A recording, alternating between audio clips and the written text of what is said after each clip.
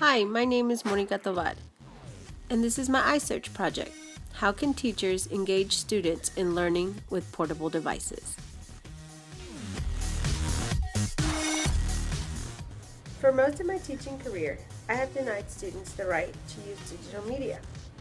My reasons were partially because the use of digital devices was not prohibited in school, and the other half was because I felt ignorant in the world of technology. It did not hit me until the end of last school year, that I was incorporating games and technology into my lessons. Students were actively engaged and using their electronics. One of my students, named Ramiro, pseudonym, asked me, "Why can't we do more stuff like this?"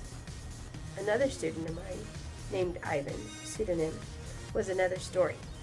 I constantly struggled to get him to be on task with the class.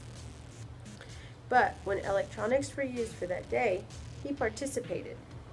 Whether he had used previous knowledge or was actually listening to me, he was participating and giving input to questions being asked.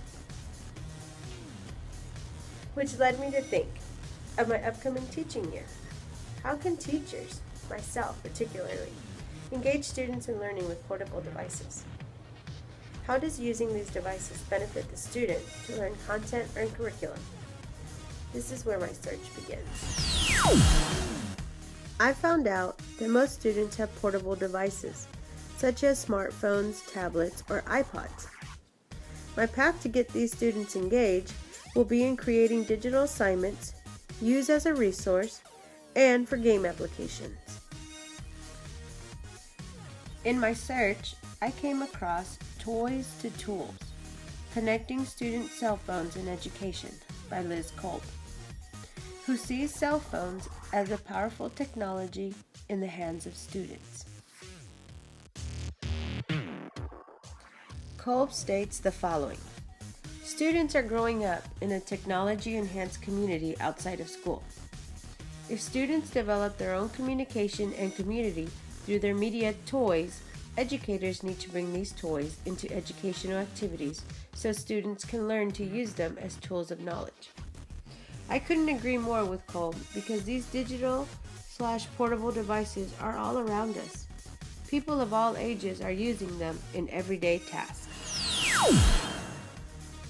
In my planning of using these devices, an important topic came into play: digital citizenship.